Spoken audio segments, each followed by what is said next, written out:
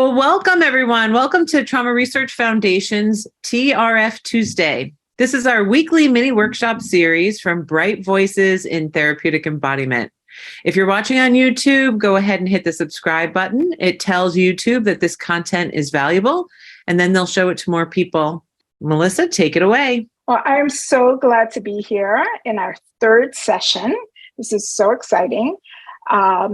I have a very full half-hour plan for us today. So I am going to pass this along to Andrea to present herself. Hello, everyone. My name is Andrea Sandoval. I live in Mexico in a little town named Cholula. And I've been doing playback theater for 14 years now. And one of my main concerns and efforts in playback theater and work is to make access to the Hispanic community. So I've been working in translations, in bringing people, trainers, and so pass to you, Sonia. Hi, I'm Sonia. I've been a member of Playback Theatre since 2018. I do stage, television, film, voiceover, and many other things. I'm currently working on a web series as an actor, director, and producer called Love Undone, which you can see for free on YouTube. Great time to binge watch season 1 because we're filming season 2 right now. Thank you, Sonia. Thank you, Andrea. Andrea is also a founder of the Playback Theatre School of Mexico. And Sonia can be seen in some award-winning shorts, films. They're both wonderful actors of Red Sage Stories. I'm very proud of them. So today, I would just like to start with a couple of questions that we call, the form is called sociometry, which comes from drama therapy. We take in playback theater, we've been informed by many different techniques and schools, and drama therapy of the Morenos is one of them. And so I would like you, if you would like to, put in the chat a yes or an emoji of your liking if this is the first time you've heard about playback theater. And we're going to read out some of these answers. Hopefully people will want to share, whether it's Andrea says it's her first time. Michelle says it's her first time. Hilda says it's her first time. And let's see if there's any more first timers. Diana. Okay, so you are all welcome here. Now I'd like to know are there people here, and please put a yes or an emoji, if you come to this session, this Tuesday session, you've come to the past to one or two of these sessions, and now this would be your third or maybe your second session. Anybody been here before with us? Yes, Elizabeth, thank you for coming back. Tam, thank you. Dee, I'm so glad you're here again. Okay, we have some first session people, but if you have come back to join us again, I want to say I'm so glad you're here with us today again. And how about anybody who comes to these wonderful Tuesday sessions, put a yes or an emoji. Okay. Yes, Andrea comes to as many as she can, I bet. But Elizabeth does too, has a very happy face there. And okay, anybody else who's been here before? Okay. All right, well, we're gonna get started and we have a lot we want to share with you all today. First, we thought it would be really important for you to know that playback theater actors, conductors, abide by a code of ethics. And we think this is really important. And we know for people who work with trauma that is equally important. So Andrea is just going to read out the titles of the categories, and then invite you to go to the link. And this is what you will find when you go to the link. She's sharing her screen right now, but go back and take a good look at them and think about them. And maybe these apply to your work as well. So I will go and read just the titles of each of the points of the Code of Ethics. Respect, inclusiveness, emergence, competence, human rights, collegial relationships, privacy and confidentiality, ethics topics in training and in supervision. So those last two were especially for people in training, and we do hope you will be excited about this work and want to train in it. Thank you, Andrea, for reading those titles, and also please do copy that link.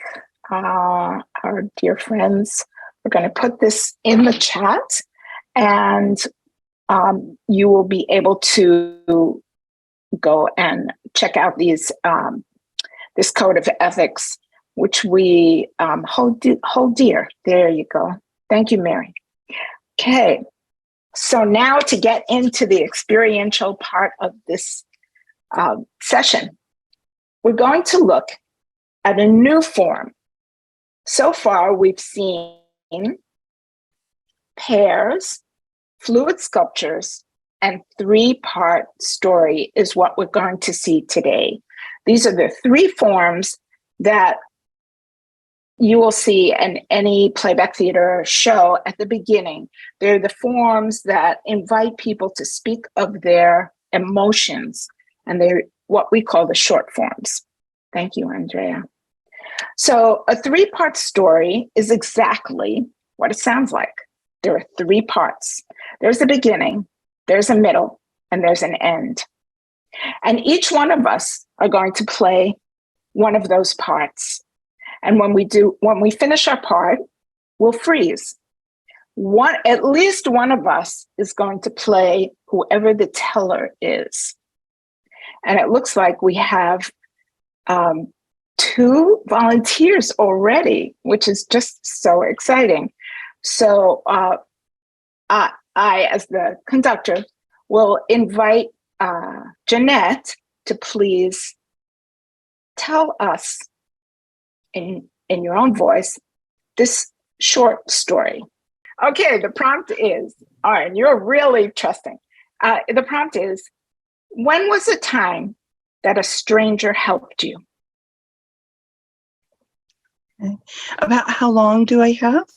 Just give us the beginning, the middle, and the end. Okay. Dead car battery. And I stood out on the street with my hood up and my jumper cables, peering forlornly. And kind stranger stopped and was willing to help me and successfully help me jump my car battery. Beautiful, perfect story. Jeanette, I'd like to ask you, how did you feel when you realized your battery was dead? Well, the first time or two was awful. It was kind of a recurring problem. But then I discovered it was a great way to meet the best people in Vancouver, where I lived at the time, Vancouver, BC. All the nicest, best people would stop to help me. Not that I tried to have a dead battery, but I realized I could make the best of the situation. I had the jumper cables, so it wasn't the biggest deal. And so after the third or fourth time, it became a kind of satisfying experience instead of a traumatizing experience as it was the first couple times. Wonderful. Well, you answered the next question pretty well, unless you want to add to it, which is, how did you feel once the stranger stopped to help you? Really great. Great. Okay. And anything special about this particular last time? Just cultural, what is that word where there's like a gap of cultures, culture shock? Where I lived most of my life in San Francisco, people had jumper cables and knew how to use them.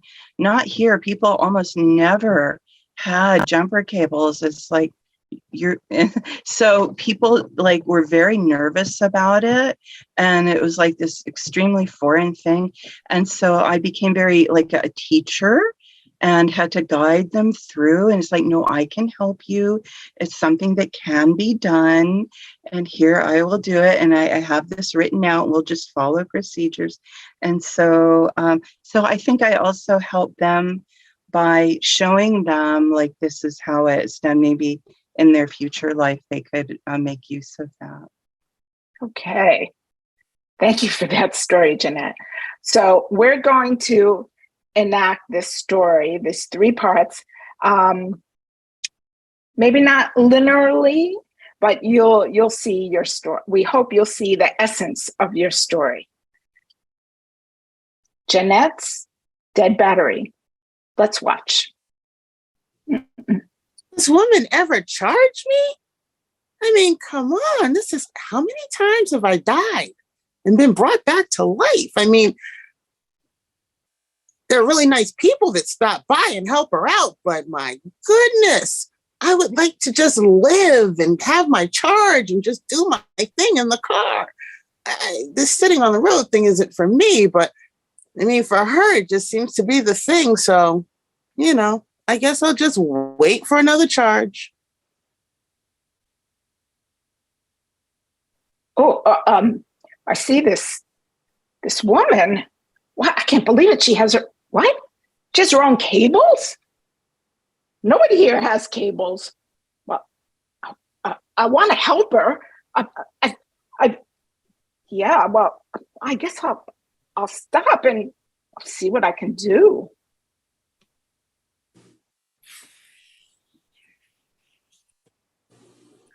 What a wonderful connection. Just these cables. I get to know nice people, and they get to know how to help someone else with the cables. That's wonderful. What a wonderful connection. I never imagined, but zzz, zzz, zzz.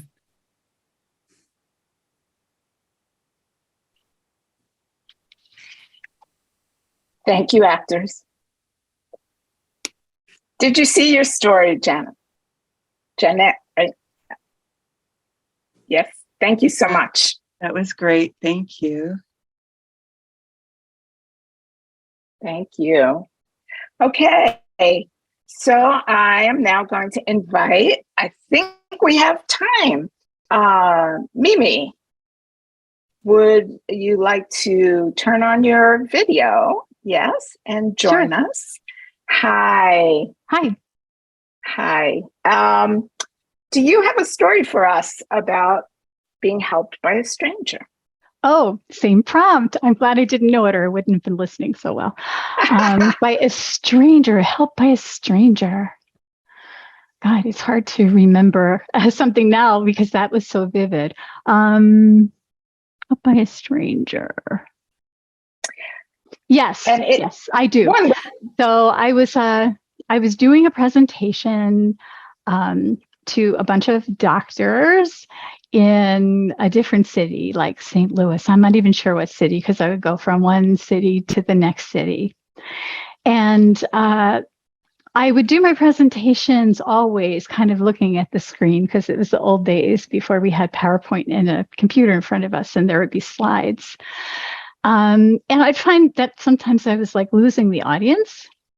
So Not always, but there's a lot of technical information. And there was a doctor who was a lot older than me at the time. He was in his 70s. And I remember he called me over after I was speaking. He said, let me give you a little tip. He said, when you're speaking, just indicate back at the screen and talk towards the audience. Don't turn around. And I was a little taken aback, but I always did it after that. I always did that after that. And it completely changed the way that my presentations went. So I've never forgotten that man. This is like 30 years ago. And I still think about him. He's probably not around anymore, and he just lives in my heart, you know? Okay, beautiful. Thank you for that story, Mimi. And what was your presentation about? It was probably about some proton pump inhibitor medicine, like presenting research. Wonderful. And how did you feel when you were giving these presentations generally? A little anxious, a little uncomfortable, because it wasn't really my discipline that I was presenting in. Yeah. On the spot, judged. On the spot, judged. So it must have been a little hard that moment when you were getting a tip. Yeah. About how to put. I took it a little personally that I was doing something wrong. Yeah. Yeah. Okay. I would too. Yeah. Thank you, Mimi, for that. So we are going to see your story, and we are going for the essence of that story. Mimi gets a hot tip. Let's watch.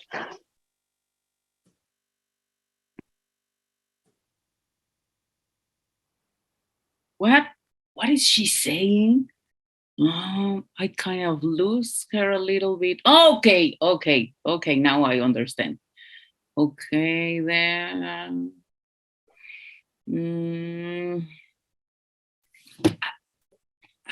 I lose the info again. Did you? Did you too? Oh, you don't? Okay, so maybe it's me. I don't get maybe technical information. I don't know. Well, maybe if she can do something different. I don't know.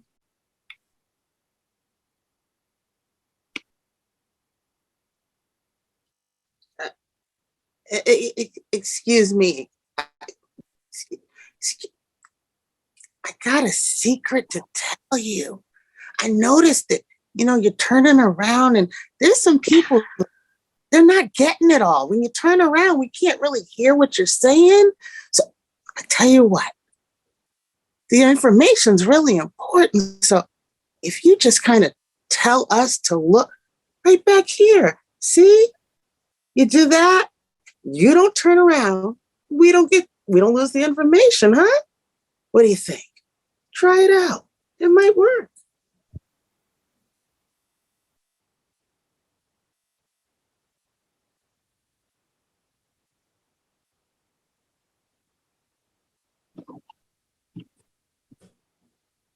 You are still there. You are still there 30 years later. Thank you for that. I was afraid to listen, but this is where I keep you.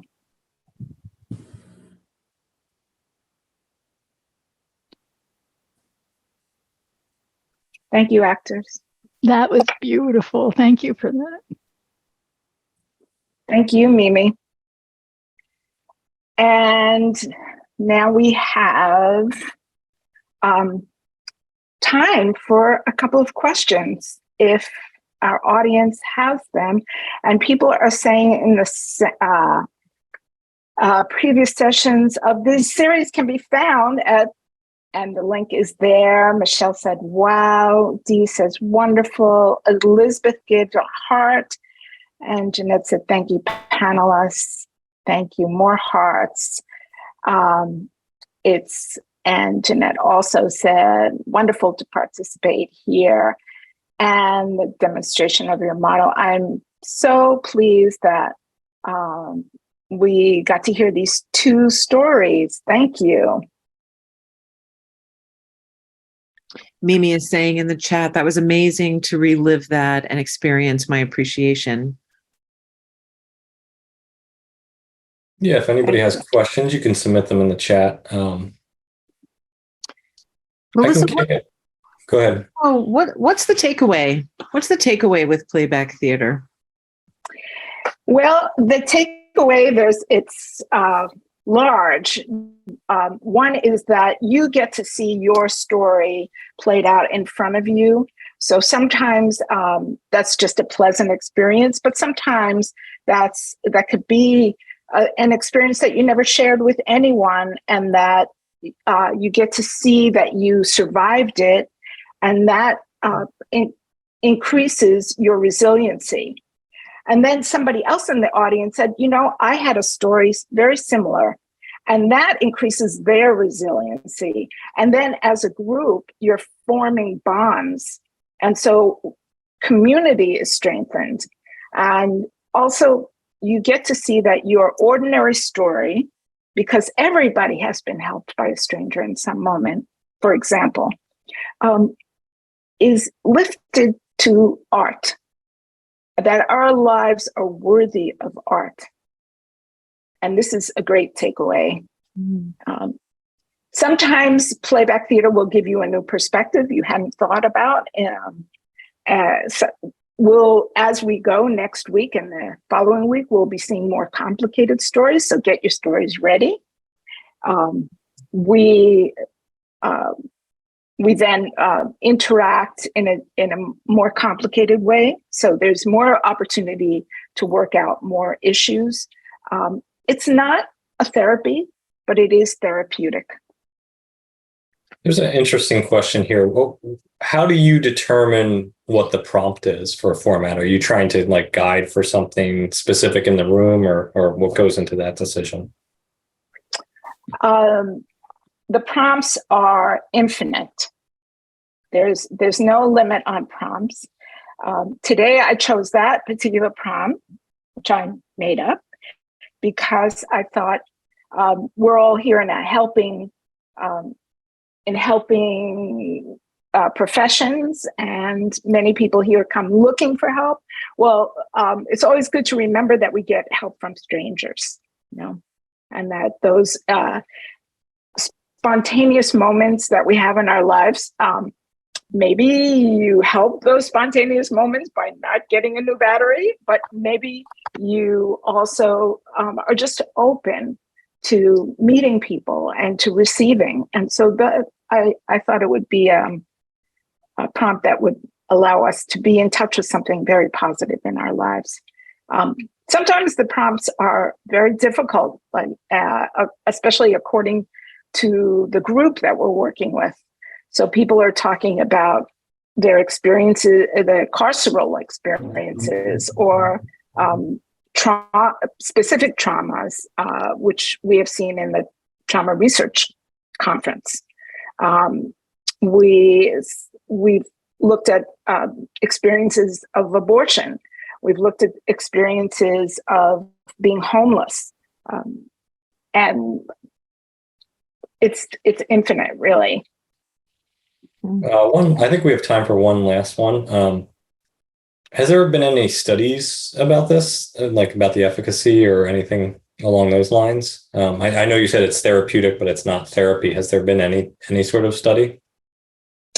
Well, I just completed leadership of Playback Theatre, and Andrea can also speak about, she's on the board of the Playback Theatre Center, International Center, about, we all write essays and do research. And so there's quite a bit about how playback theater is used, how it's applied in many different ways, and a lot about the effects of it. Do you want to say anything about that, Andrea? That we also have the Jonathan Fox and Joe Salas are the co-founders of Playback Theatre.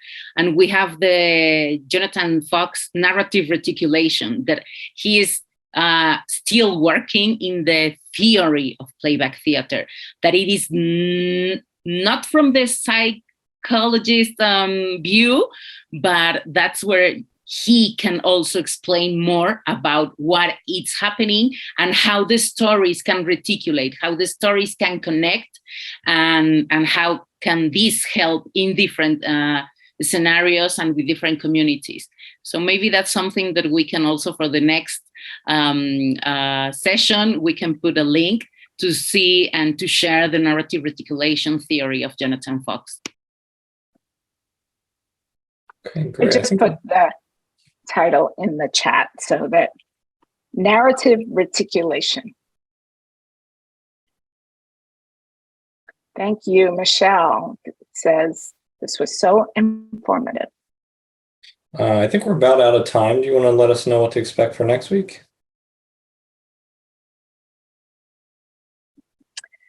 Yes, next week, please get a story ready. We'll invite somebody to come up and become a panelist again. And we will have a bit longer story where we can explore. I'm not going to say what the prompt is. We're actually going to leave it open so that somebody can share the story they would like to share. We'll say something about narrative reticulation next week as well. I think you'll be very interested in it. Oh, wonderful. Melissa, Andrea, Sonia, thank you so much for being with us and playing out these stories and exposing us to new ways of building resiliency and seeing new perspectives. It was really great. Thanks so much to Jeanette and Mimi for being brave volunteers. And of course, thank you to our audience. We hope you enjoyed experiencing a little playback theater today.